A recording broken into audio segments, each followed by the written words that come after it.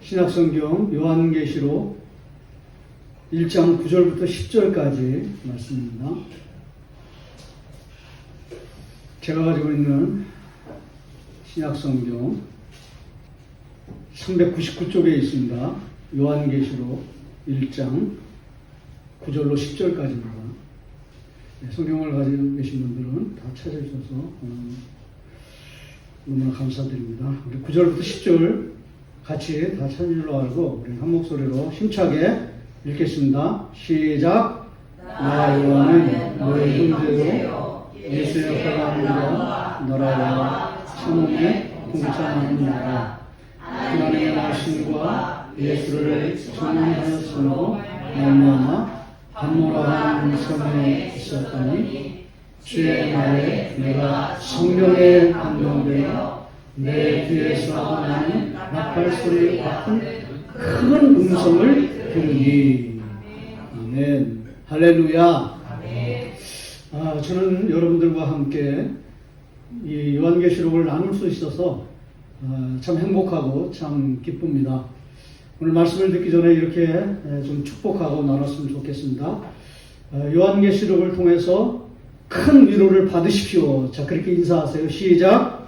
요한계시록을 통해서 큰 위로를 받으십시오. 말씀을 이렇게 들었지만 얼마나 할지는 잘 모르겠지만 그러나 여러분, 요한계시록은 결코 공포스러운 책이 아니에요.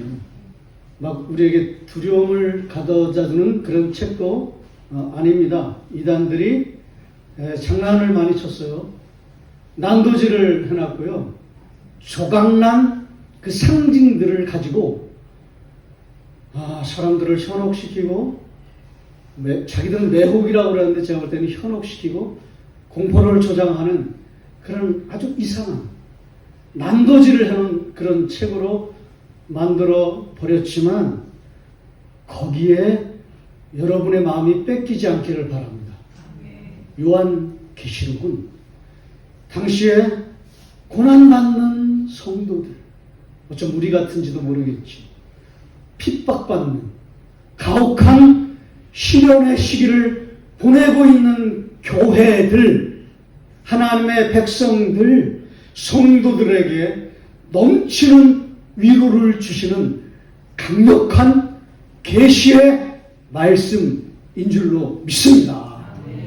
요한계시록에는 총 10개의 위로가 들어있습니다. 몇 개가 들어있다고요? 10개가. 저는 이거를 새참이라고 생각합니다. 그 고된 노동에 지쳐가지고 농부들이 그 일터에서 이제 잠시 나와가지고 그 굶주림과 허기짐을 채웠던 그 새참, 그 새참이 10개가 들어있는, 몇 개가 들어있다고요?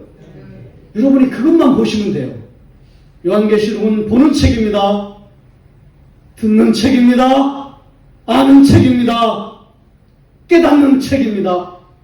주의 진리의 말씀이며 복음의 진수가 들어있는 위로의 책이기 때문에 다른 거 잘 모르셔도 되고, 하나님께서 여러분에게 말씀하시는 그 격려, 그 권면, 그 10가지의 위로, 그 새참만 여러분의 마음속에 풍성하게 채워지면 요한계시록은 점령된 줄로 믿습니다. 오늘 반모섬에서 이게 첫 번째 새참이고요. 그 다음에 7교회에 주시는 위로, 이제 2장과 3장에 나오거든요. 그 다음에 하늘의 예배, 이제 그게 핵심이에요. 영광스러운 그 보좌에 계신 주님. 근데 거기를 예수님이 그냥 십자가에서 죽으신 예수님이 아니라 어린 양 사자, 아주 권능자, 전능자의 모습으로 보좌에 계시는 그런 그 하늘의 어전 보좌, 그게 이제 나오고요. 그 다음에 그 14만 4천, 이단들이 막 이상하게 만들어놓은 그 14만 4천. 그래가지고 그게 뭐 제한적인 수다 그래가지고 14만 4천만 들어간다 그래가지고 막 신천지에서 그냥 목을 맸다가 나중에 13만 다 채워주니까 그 지도자들만 들어간다 막 이상하게 그렇게 해놨던 그런 책은 14만 4천. 그게 7장에도 나오고요. 14장에도 나와요. 그런 새참이. 14만 4천이 어떻게 되어 있습니까? 여기서 잠깐 소개해드리면 12 곱하기 12 곱하기 1000, 이게 14만 4천이에요. 12는 뭐예요? 구약의 12, 예. 우리 정옥자 목사님 감사해요. 구약의 12지파. 그죠? 그 다음에 또 신약의 12사도. 이거 하나님의 백성들이에요. 이거를 대표하는 거예요. 그 다음에 1000. 이건 1000은 뭐냐면 많다. 수많은 백성들이다. 그런 뜻이에요. 그러니까 하나님의 백성들의 총수는 다 제한 없이 하나님의 나라의 천국의 소망을 들고 들어갈 수 있느니라. 할렐루야. 이런 위로거든요. 근데 이거를 그냥 막 제한적인 수로 그렇게 찢어 놓았어요. 7장에도 나오고 14장에도 나와요. 그 다음에는 두 증인, 이것도 교회거든요. 이게 또 위로예요. 근데 약간 어려운 부분이 좀 있어요. 순교자들의 이야기. 그 순교자들의 에피소드. 왜냐면 순교자들이, 저 여러분 순교자일지도 몰라요. 하나님 나라를 위해서 각오하는 사람들, 결단하는 사람들. 제가 참 존경하는 그런 선배가 있는데요. 그런 유명하지도 않고 알려지지도 않은, 제가 그 신대원 다닐 때 저보다 한 학년 위였거든요. 근데 잘 알지도 못하다가 제가 기숙사에 그냥 막 비지고 들어갔다 그랬잖아요. 그래서 어떻게 알게 됐는데 너무나 귀한 사람이에요. 너무나 훌륭한 사람이에요. 인격이, 영성이. 그래가지고 뭐 선교 준비한다고 하는데 제가 놀랐어요. 왜냐하면 막 뭐라 그럴까요? 영화 같은 뭐라 그럴까요? 그 슬라이드 필름 그거를 만들어요. 자기가 사비를 들여가지고 아르바이트 해가지고 놀랐어요. 그 자료의 방대함에 그 투르기에라고 그러나요? 뭐 이집트인가요? 거기 뭐라 그러죠? 터키? 네, 거기잖아요. 거기 이제 뭐 선교 준비한다고 했는데 그냥 그 슬라이드 필름을 그냥 7년 동안 만들었어요. 이렇게 준비됐으면 이제 들어가야 되잖아요. 안 들어가요. 계속 기도해요. 나는 좀 부족하다. 나는 아직 준비가 덜 됐다. 그래서 다른 사람들이 다 선교 가라고도 안 들어가요. 그래서 조금만 돈만 생기면은 뭐부터 시작하냐면 단기 선교부터 가요. 그리고 가장 어려운 지역에 들어가요. 한 명씩, 두 명씩 그 사람들을 촬영을 해요. 인터뷰를 하고. 그리고 돌아와서는 또 기도를 해요. 그렇게 또 1년을 보내요. 선교 가라. 준비 많이 됐다. 이방의 빛 선교회 회장이니까 좀 나가라. 또 조금 모이면은 또 거기를 가요. 그 힘든 사람들 또 뭐 촬영하고 또 들어와서. 그렇게, 그런 사람.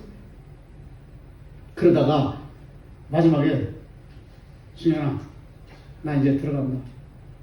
형 가지마. 그거 가면 힘들어. 돈도 없는 형이 뭘 하겠어. 그거 가면 죽어. 형은 분명히 내가 볼 때 순교할 것 같아. 형 안 될 것 같아. 가지마. 결심했어. 그래서 들어가더라고. 그리고 1년 있다가 아닌 게 아니라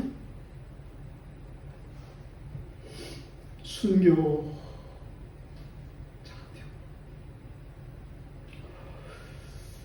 하나님 나라를 위해서 나는 왜 각오를 못할까?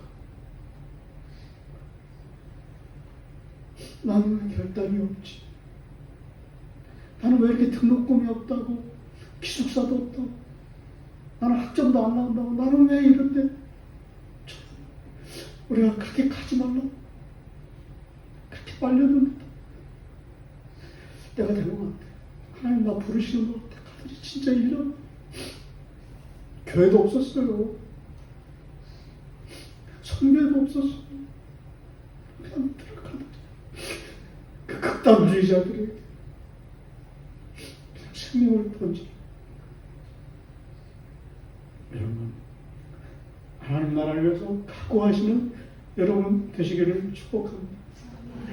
제가 제일 존경하는 사람. 이름도 잘 몰라요. 그냥 회장이 그냥 막 이렇게 한 1년 동안 그렇게 막 저는 너무 피절한 상태에서 그냥 말도 못 붙이고 뭐 사연도 잘 모르고 막 그런데 그런 형이었어요. 여러분, 오늘 이 말씀은요, 그 하나님의 넘치는 위로가 들어있는 그런 말씀인데요. 그 당시에는 교회가 아주 가혹한 핍박 가운데 들어가 있었어요. 예수님께서 부활하시고 나서 한 60년이 지났을 때였던 것 같아요. AD 95년에서 96년. 그때 황제가 누구였냐면은 도미티안이라고 하는 사람이에요. 근데 이 사람은 참 특이한 게 다른 사람들은 다 자기 황제가 죽고 나서 자기가 신이라고 그렇게 막 광고했는데 이 사람은 그렇지 않아요. 칼리굴라, 네로, 그 다음에 도미티안은요, 자기가 살아있을 때 신이라고 숭배를 강요했던 사람이에요. 이름도 도미티아누스라는 말은 주 하나님이라는 뜻이에요. 자기가 신이라고 그렇게 해놓고는 그 숭배하지 않는 사람들은 다 잡아다가 그렇게 죽였어요. 여러분 아시잖아요. 사자의 밥이 되기도 하고 굶주린 채 톱으로 펴가지고 인간 봉화가 되기도 하고 그 다음에 원형 경기장에 끌려가가지고 근데요 제가 자료를 보니까요 진짜 힘들었던 건 뭐냐면 물리적으로 당하는 박해가 아니었어요.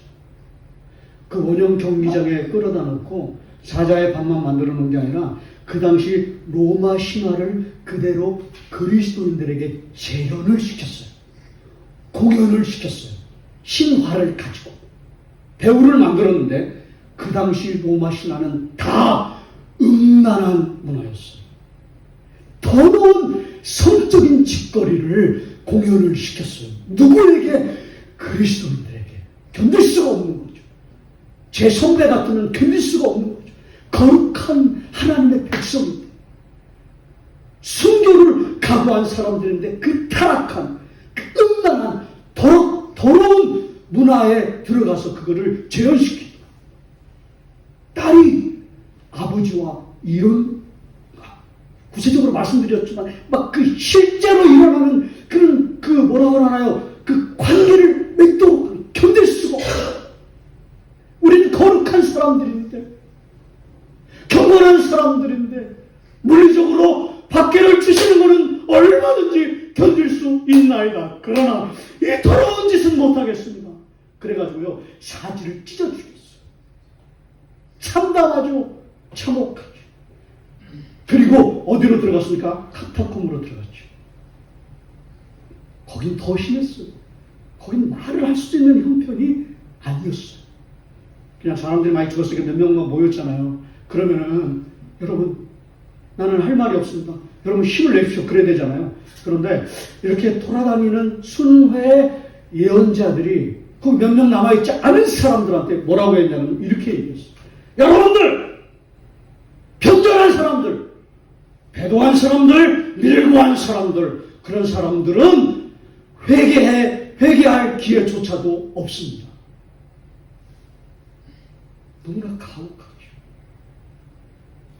히브리서에 있는 자료들 제가 공부해 보니까요. 거기에 그렇게 되어 있어요. 한번 회 비춤을 받고 그러면 아실 수도 있겠죠. 그죠? 하나님의 은사와 성령의 은사에 참여하고 나서 하나님이 없다고 거부하게 되면 회개의 기회가 없다. 물론 있어요. 그런데 여러분이 잘 기억하셔야 돼요. 그건 뭐냐면 아직 일어나지 않은 일이에요. 그러니까 경고하는 준엄한 말씀이에요. 근데 그거를 마치 일어난 일인 것처럼 가지고 와가지고 그렇게 힘들어하는 사람, 그렇게 고통스러워하는 사람들한테 배교하면 지옥간다. 이렇게 말을 해요. 교회가 흔들립니다. 무너져갑니다. 다 지쳐 쓰러갑니다. 사도 요한이요 거의 100세가 되는 그런 노인이에요. 하나님, 나는 이 사람들한테 아무런 할 말이 없습니다. 여기 잠깐 나오는 것도 이렇게밖에 말해요. 그냥 예수의 환난에 참여하는 자일 뿐입니다. 뭐 얘기를 해줄 수가 없는 거예요. 근데 어떤 사람이 일어나서 가슴을 찌르는 얘기를 하는 거예요. 요한계시록의 2장에 3장에 7교회가 나오는데 물론 잘하는 것도 있지만 그 교회에 뭐가 있었습니까?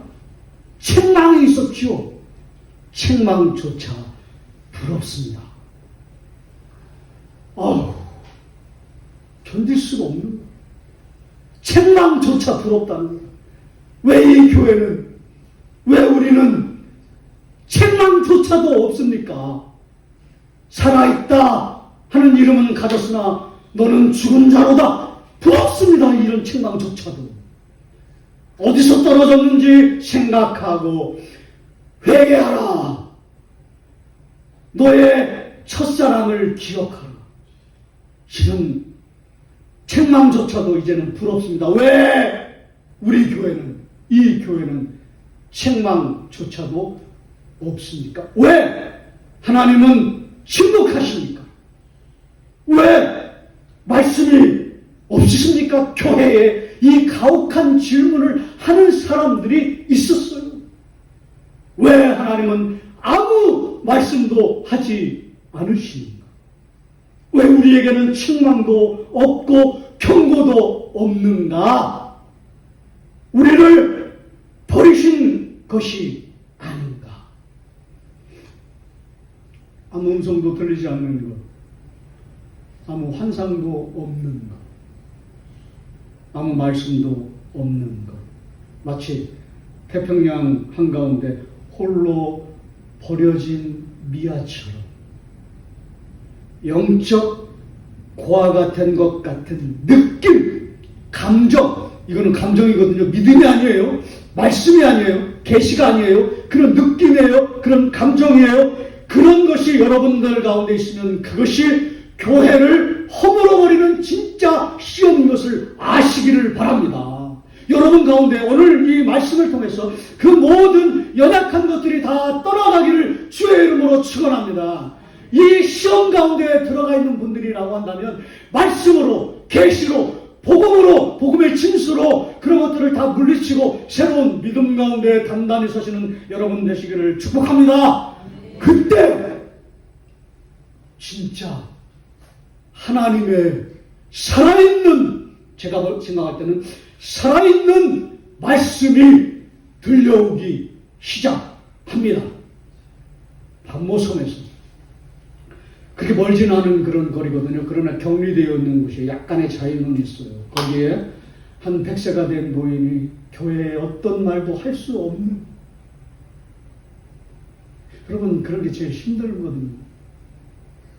뭘 봐야 되는데, 뭘 들어야 되는데, 뭘 알아야 되는데, 깨달아야 되는데, 여러분 교회는 그런 것입니다. 여러분 교회는 보는 것입니다. 교회는 듣는 것입니다. 교회는 깨닫는 것입니다. 그런 곳입니다. 여러분 보시기를 축복합니다. 들으시기를 축복합니다. 깨닫기를 축복합니다. 주여, 왜 우리 교회는 이렇게 혹독한 시련의 시기를 보내고 있는데 보는 것이 없습니까? 듣는 게 없습니까? 깨닫는 것이 없습니까? 지키는 것이 없습니까? 그런데 그때 하나님의 음성이 들려오는 것입니다. 조심하세요. 요한계시록 1장 1절에 원문에는 이렇게 되어 있습니다. 아포칼립시스. 이 말은 계시다 그런 뜻이. 그 다음에 예수 그리스도스. 예수 그리스도의 계시입니다. 반모섬에서 하나님의 진짜 살아계신 새참의 음성이 들려오는 것입니다. 혹독한 시련에 시달리는 사람, 가혹한 고난 가운데 들어가 있는 사람, 왜 우리 교회는 책망도 없고 아무 소리도 들려오지 않습니까? 라고 할 그때 살아계신 하나님의 음성이 들려와요. 여러분 여기 이렇게 되어 있습니다. 3절을 한번 보실까요? 3절에 보시면 이 예언의 말씀을 그 다음에 뭐라고 되어 있어요? 읽는 자. 우리처럼 뭐 줄줄 읽어주는 그런 게 아니에요. 성경 읽기가 아니에요. 여기 읽는 자는요, 여기 좀 보세요. 낭독하는 자. 믿으십니까? 카타콤에 낭독이 들려오는 것. 아포칼립시스. 계시라. 예수 그리스도스. 예수 그리스도의 계시. 이거 누군가 낭독했겠죠. 많은 사람들이 눈물을 흘리기 시작한 것이다. 하나님은 우리를 버리지 않으셨다. 하나님 우리를 외면하지 않으셨다. 하나님 살아계셔서 음성을 들려주시고 우리와 여전히 함께 하시는 분이시다. 할렐루야. 성도들의 눈에서 하염없는 눈물이 흘러 내렸습니다.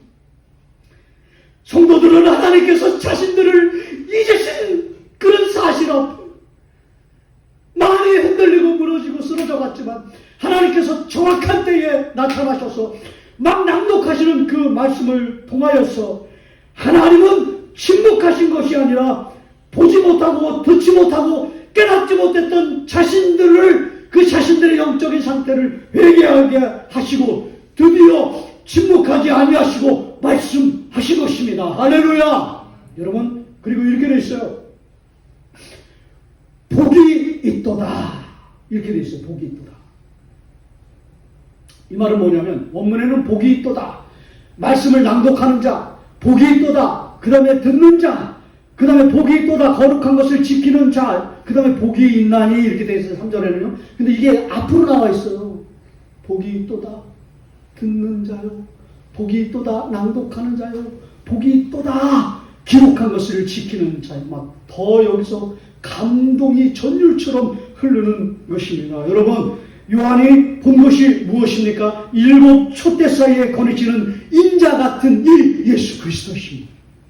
발에 끌리는 옷을 입으셨어요.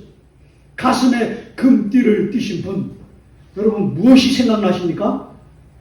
대제사장. 그걸 본 거예요.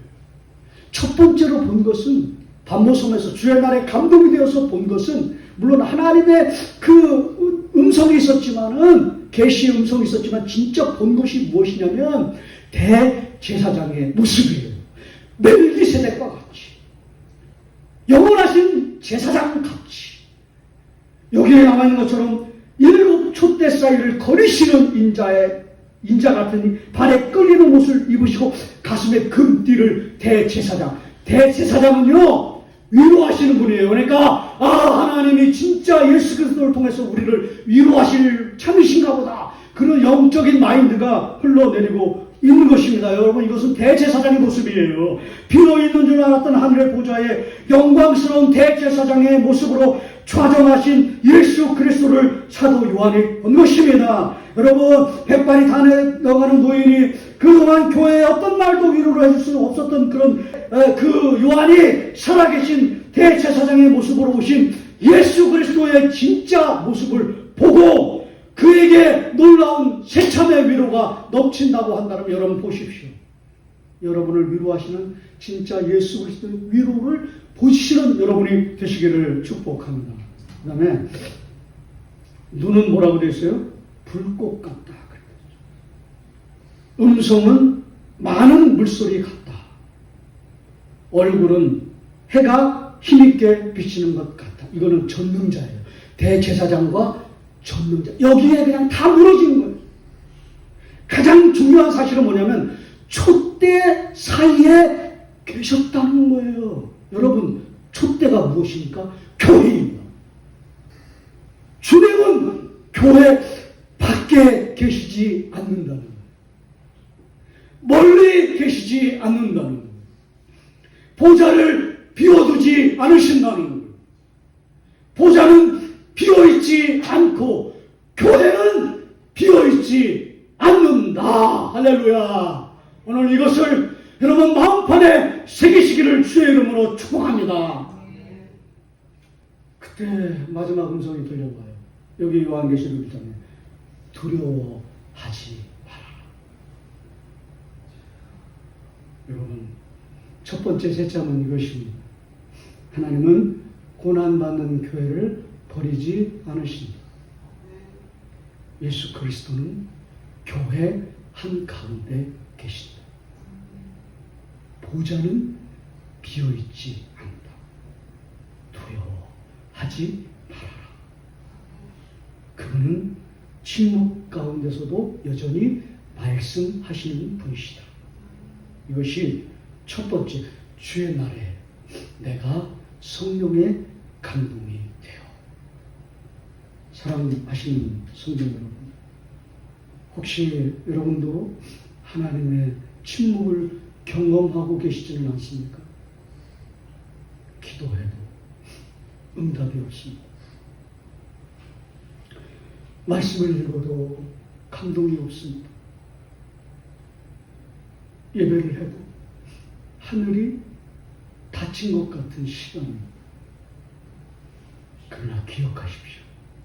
우리가 겪는 침묵의 시간은 버려진 시간이 아니라 하나님께서 위로를 준비하시는 기다림의 시간인 것을, 교회에 주시는 강력한 위로인 것을 믿으시기를 축복합니다. 주님은 여전히 교회 사이를 거느시는 분이십니다. 여전히 우리의 눈물을 보고 계십니다. 저는 그 선배가 그냥 순교였다고 생각하지만 아닙니다. 예수 그리스도는 그의 눈물을 보고 계셨을 거예요. 그분은 여전히 그 선배를 붙들고 계셨을 거예요. 스데반처럼. 우리가 보지 못할 뿐이죠. 알지 못할 뿐이죠. 깨닫지 못할 뿐이죠. 회개하십시오. 주여 보게 해주십시오. 깨닫게 해주십시오. 너무나 제가 깨닫지를 못합니다. 주님, 제가 알게 해주십시오. 하나님의 위로를, 하나님의 격려를, 하나님의 말씀을. 여러분, 그 선배가 주의 보좌 앞에 갔을 때 어떤 음성을 들려주실까요? 착하고 충성된 종아, 내가 너를 사랑하노라. 내가 여전히 너와 함께 하노라. 너를 버린 적이 없다. 나는 너를 진짜 하나님의 종으로 만들어 빚어 갔을 뿐이다. 사랑하시는 여러분, 오늘 이 사실을 믿음 가운데 붙드시기를 축복합니다. 하나님은 여러분 버리지 않으셨어요. 침묵은 부재가 아니에요. 침묵은 더 깊은 임재의 시간이며 준비의 시간이며 사랑의 위로의 시간인 것을 믿으시기를 축복합니다. 하나님은 고난받는, 저는 고난은 잘 모르지만 그 선배 그리고 여러분들을 절대 버리지 않으셔요. 저는 뭐 말할 자격이 없지만 여러분들은 지금 고난 받으시니까. 저는 일시적이지만 여러분들은 지속적이잖아요. 그러면 꼭 기억하십시오. 여러분을 버리지 않으십니다. 우리 한번 찬양할까요? 살아계신 주, 나의 참된 소망, 걱정 근심 전혀 없네, 사랑의 주, 내 갈 길 인도하네, 내 모든 삶의 기쁨 충만한, 우리 같이 한번 찬양하겠습니다. 살아계신 주, 나의 참된 소망, 우리 다 같이 한번 찬양합시다. 걱정 근심 전혀 없네, 걱정 근심 전혀 없네, 사랑의 주를 갈 길 인도하니 내 모든 삶의 기쁨 늘. 우리 다시 한번 찬양합시다. 하나님 살아계십니다. 살아계신 주, 살아계신 주, 나의 참된 소망. 여러분 걱정하지 마십시오. 근심하지 마십시오. 두려워하지 마십시오. 하나님 여러분과 함께 하십니다. 믿으십시오. 사랑의 주, 내 갈 길 인도하니 내 모든 삶의 기쁨 늘 충만. 할렐루야! 여러분, 믿으시기를 바랍니다. 더 단단한 믿음 가운데 들어가시기를 축복해요. 오늘 이 진리의 말씀 안에서 진정한 예배자가 되시기를 축복합니다. 이 영광의 주님을 바라보며 다시금 예배의 삶을 회복하시는 여러분 되시기를 소망합니다. 더욱더 기도에 매진하십시오.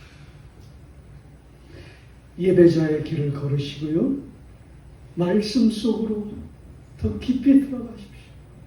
저와 여러분을 살릴 수 있는 유일한 동력은 하나님의 말씀인 줄로 믿습니다. 말씀으로 비추고 말씀으로 걷는 나 되게 하여 주시옵소서. 하나님의 말씀만이 우리를 살리는 거예요. 하나님의 말씀만이 내 영혼을 소생시키는 거예요. 어둡고 침침하고 참혹하고 가혹한 상황 속에서도 하나님의 말씀이 진리의 빛을 비춰서 내 영혼을 소생시키시는 줄로 믿습니다. 더 진리의 말씀 앞으로 가까이 들어가시는, 아니 더 깊이 들어가시는, 매진하시는, 진력과 사력을 다하시는 여러분 되시기를 축복합니다. 찬양 가운데 서십시오. 그리고 고백하실 때에 어떤 환난도 다 이겨내시는, 새참으로 회복하시는 여러분 되시기를 주의 이름으로 축원합니다. 기도하시겠습니다.